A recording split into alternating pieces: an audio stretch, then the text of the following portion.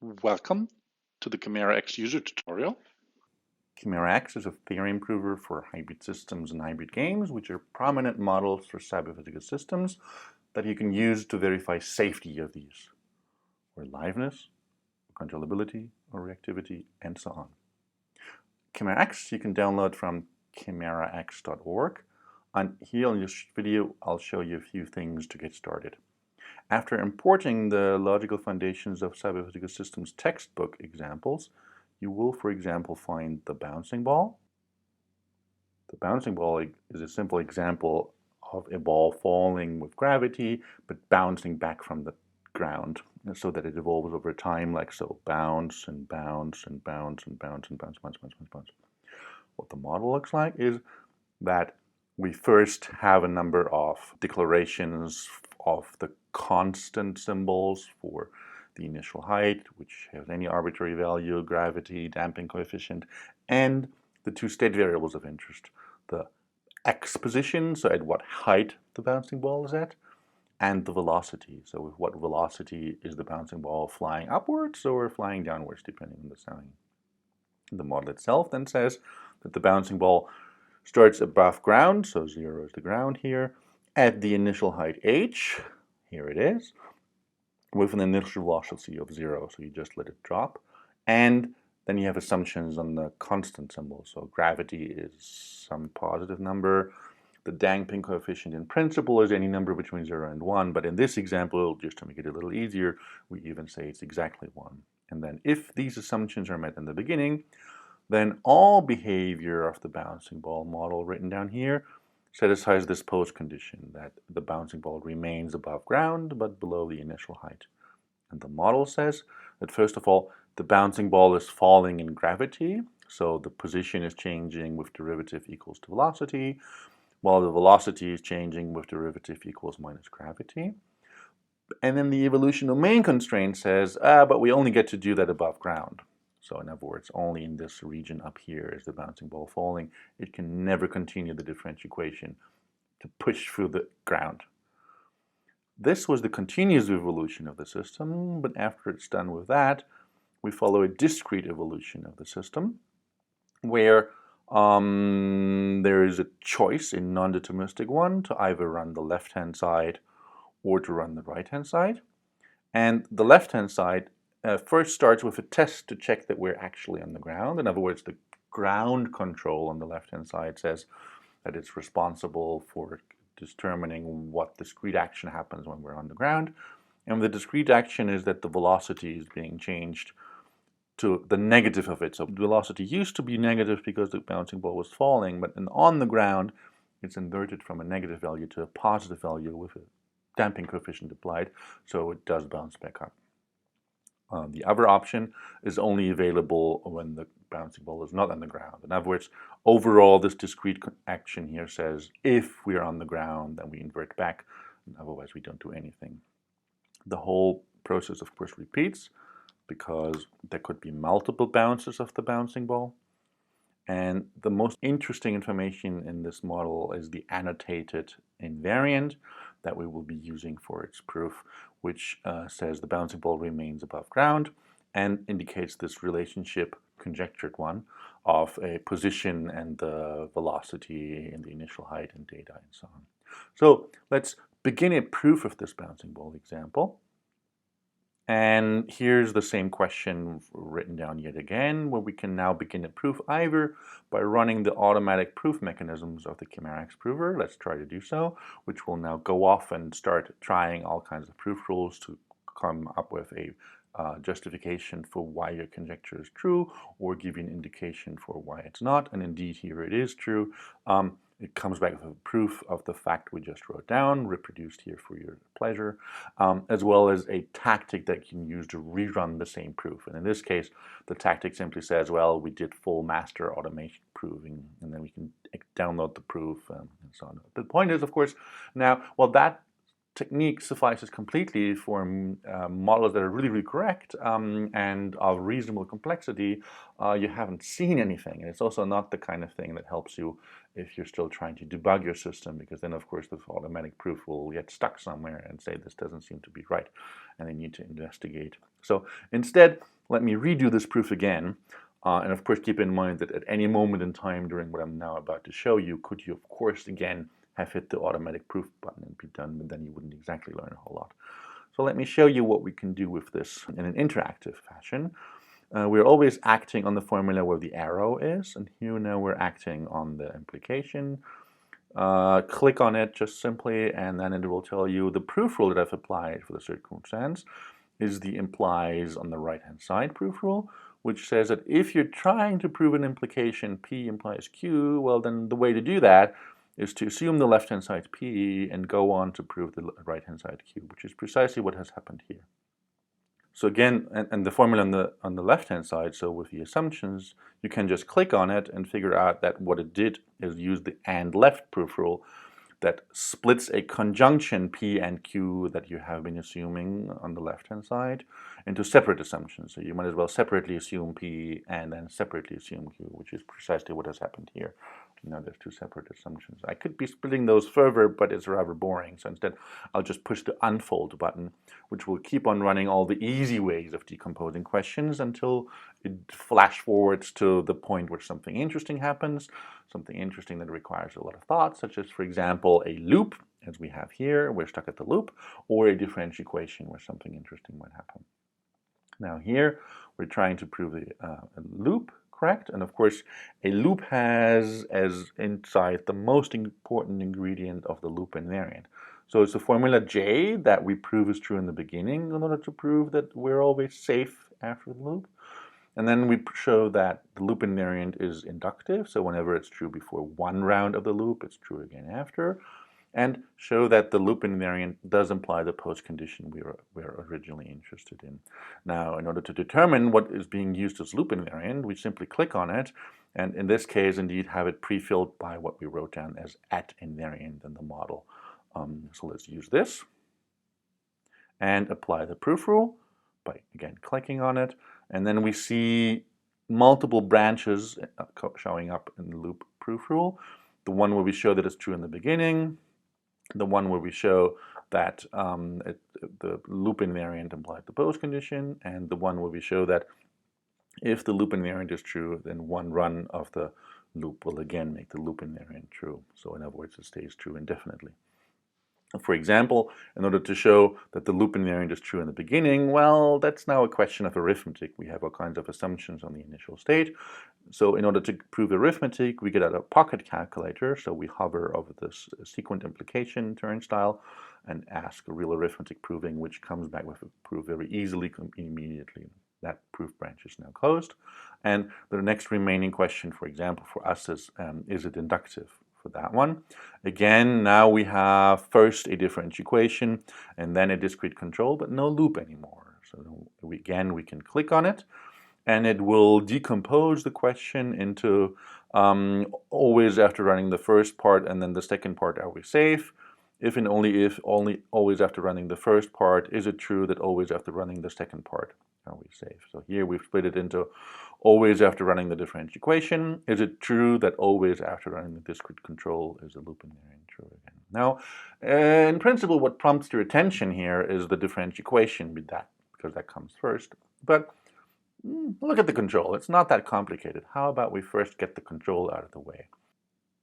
What we can do for this is, again, click on it, which will have used the choice proof rule to say that a choice that is on the ground or in the air satisfies the loop invariant, if and only if all the ground choices are satisfy the loop invariant and all the air choices satisfy the loop invariant, split up like so into these two separate formulas here. And for the remaining formulas, now we say,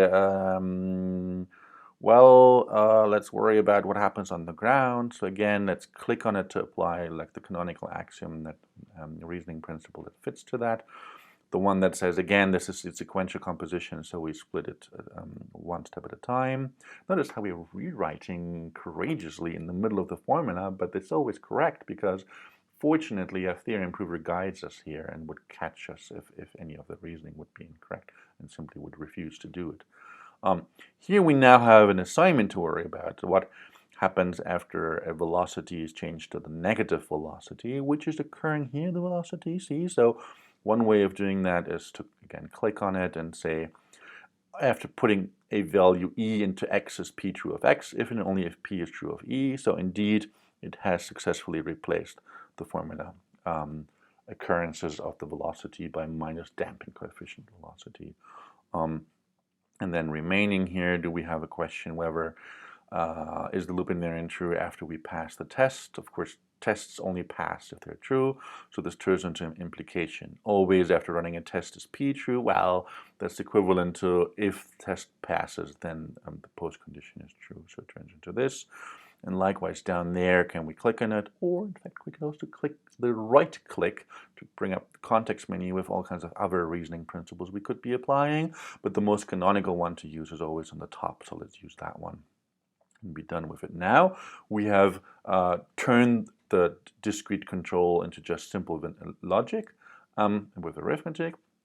And the only thing that's remaining is a worry about the differential equation, in which case I could left click it, or for example, see all kinds of reasoning options that are available by using a right click, and then go for the first one, automatic proving of the differential equation, and see if that proves it.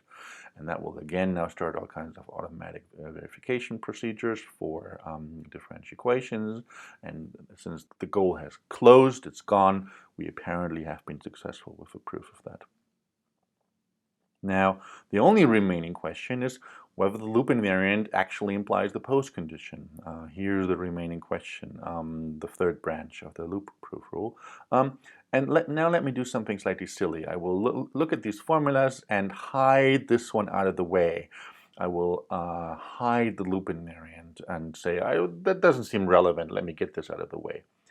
And now we should no longer be able to prove it, obviously, because I deleted from the proof one of the assumptions that we put a lot of effort into working at this moment, even the loop invariant. And now, well, it's just for the sake of illustration, let me try and prove it, and it comes back with the answer, nope, that's false. So this is not a very good thing, and of course it gives you advice on what you could be doing further. So let's take the step back, let's undo what I just did, applying arithmetic reasoning, and try to see why is this false. And of course, you should think about it yourself, or you can also ask the counterexample tool whether this is ever wrong, and it comes back with the answer that yes, this implication that you have here would be wrong if you plug in these concrete values for it. I personally am not a huge fan of thinking about negative numbers for position, so I'll show you another trick. I will say, well, let me pretend x would be positive. How I can do that in these counterexample searches is I can do a cut to assume that x greater equals 0 is true, and then show that x greater equals 0 is true. I will never be able to literally actually prove that x greater equals 0, but I'm just in the mode of exploring what would be the case if. And now we notice here we have an extra assumption available, and I can again ask for a nicer counterexample, and it now says, yeah, here's a counterexample with indeed a position that's a nice, a positive number. Okay. But of course, the cut was simply for explanatory purposes to find a nicer counterexample. So let me take that back. And of course, let me take the step back as well to try and find out what would have to be true for this formula. And it will come up with the kind of arithmetic I would have to show at this moment in order to be able to prove it. And if you now go simply back to the stage before I have hidden away the loop invariant and then try to do the proof again, then of course the proof finishes. And first of all, have we seen yet another proof of the bouncing ball question? But we also report now a more interesting tactic that is synthesized from the kinds of click interactions that we've done in the proof, that by exporting the proof, we can now remember forever to make sure if you want to see this proof again, what is it that we need to be doing. But because that proof was so much fun, we now saw very explicitly what was going on. Let me redo the proof once again to show you yet a different style of doing it, because even though not critical in simple examples like the bouncing ball, different styles of proving it can very much make a lot of difference in terms of how long it takes to be done. Let's start the proof again. Let's simply unfold the question right away so that it's stuck at the loop. Then let's use the exact same loop invariant that we already had before. Here it is again. Let's apply the loop invariant. And of course, the arithmetic will simply close. The left and the right postcondition are true for very different reasons, because the right one sort of ought to be a consequence of the evolution domain constraint. The bouncing ball is stuck above ground. So let's right-click on it to bring up other alternative reasoning principles, and we find the box AND principle that says that P and Q are always true after running A, if and only if P is always true after running A, and separately Q is always true after running A. So let me click on this to split this into a conjunction of two separate questions, right? The first postcondition and the second postcondition. Now, by clicking on the conjunction itself, we prove a conjunction P and Q by separately proving P and separately proving Q. Let me first go into the branch where we're trying to show that we're above ground. In this case, we can again left click on it and split the differential equation and control into separate parts. Now, the fact that we're still above ground in the discrete control has nothing much to do with the control, because the control never changed the position anyhow. So right-clicking on it, we can see that there's a reasoning principle called the Girdle vacuous principle, which shows a postcondition of a box formula, so always at running A is P true, by separately showing that P is true. And we can use that in this circumstance to show that, of course, this would be true if x greater equals 0 would be true in the beginning. And that now should follow directly from the differential equation. So if you right-click on it, of course, we could automatically prove it, but I'm trying to show you how else the principles work. And we find a differential weakening principle. If we expand that, we say that differential weakening shows P of x is true always after a differential equation limited to remain within Q, if P of x follows from the evolution domain constraint Q. And that's precisely what we need right here. So we will use differential weakening. The differential equation is gone. This was a question that's independent of the ODE. And now, even though we have a bunch of assumptions, the main thing is the propositional implication x greater equals 0 implies x greater equals 0, which should be a true propositional fact. So let's pick out the propositional prover, which will try and prove this without looking at the arithmetic. And of course it does so immediately and closes that part of the proof. And now we only have the interesting bit of the loop invariant remaining, where again we can apply the sequential composition principle, for example, with right-click and click on it. And then, well, we could go through decomposing the discrete program again separately, but we can also just option click or alt click on it, which is one of my favorite buttons, which says, chase this away. Somehow make this formula go away, make it simple. I don't want to see it like that. And no, in one step, it simply chased through the formula and was doing the obvious decompositions to make it turn into exactly the arithmetic we've seen before. And now we just have a arithmetic question about a differential equation. Again, we can then come up with proof automation that will prove it automatically, and we have done another proof of the system yet again.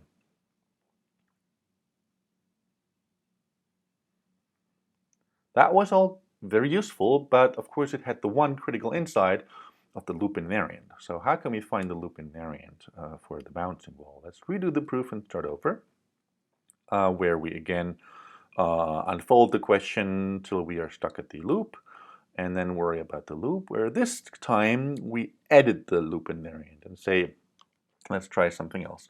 Well, we're trying to prove that we're above ground and below initial height. So how about we simply only prove that we're below initial height, because we've already seen the remaining above ground is sort of correct, but not the most exciting part of the proof anyhow. So in the beginning, we need to show that we stay below initial height, which of course we do and can easily prove by arithmetic. And when we worry about the inductive step, we can decompose it into first worrying about the ODE, then about the discrete control. We can again, with an option click or alt click on the control, we can change the control out of the way and turn it into arithmetic.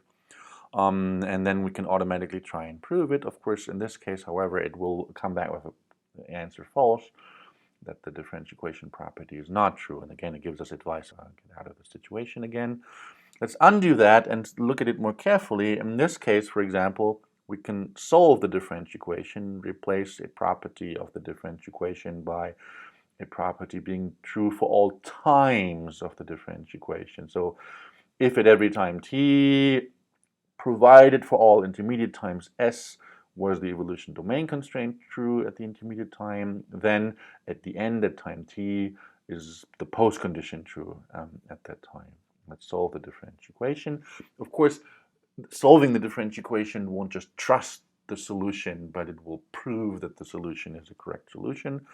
We'll come up with more arithmetic for it, which we can now again take out the pocket calculator to try and prove, which of course still comes back with the answer false. But now it's an arithmetic, and we can say, well, what's wrong with it? So how about we find a counterexample first, and which give us some numbers that I personally don't like a whole lot, but anyway, these are the ones that come up, and we could of course again make them more pretty by adding more of those pseudo cuts.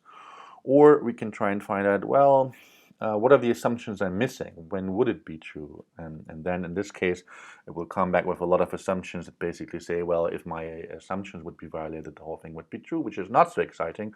Well, what is more exciting, if we look down here where it says there's a constraint on gravity being da da da da da something something something, and if you turn it around and see that it's exponential -1, so it's actually an inverse, and you see that's exactly the kind of condition we've been using for the loop invariant and the bouncing ball anyhow. So I hope that with this exposition into the bouncing ball, you've seen how we can prove in very many different ways that bouncing balls are correct, and this facilities that you've learned along the way will hopefully help you a lot in proving your favorite models as well. Of course, there's a lot of other things you should be learning about KeYmaera X, but this demo has certainly given you a very good head start. KeYmaera X, you can download at the KeYmaeraX.org website. Thank you.